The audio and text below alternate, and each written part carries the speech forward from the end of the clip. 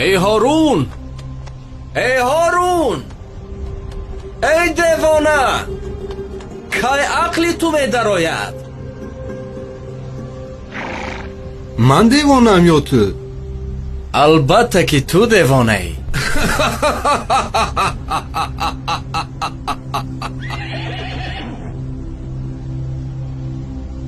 عاقل بودنت را چگونه اثبات میکنی؟ من میدونم که قصرهای با حشمت تو ابدی نیست، اما حیات آخرت ابدی است. من برای آخرت آمادگی میبینم، تو باشی برای دنیا.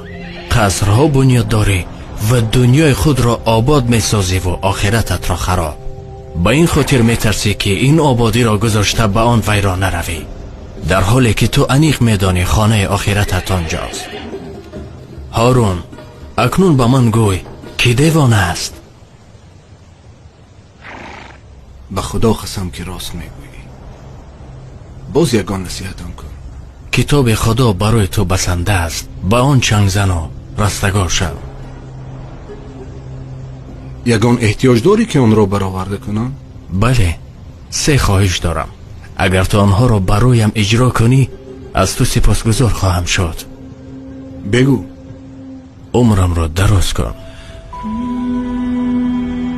من نمیتوانم. مرا از چنگ عزراییل نجات ده.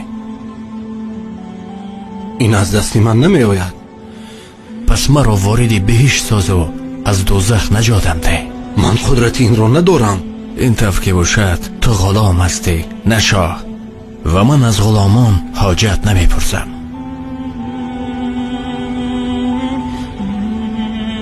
ای خواجه، در این جهان چرا بیخبری؟ روزان و شبان در طلب سیم و زری. سرمایه تو از این جهان یک کفن است، آن هم به گمان است که بری یا نبری.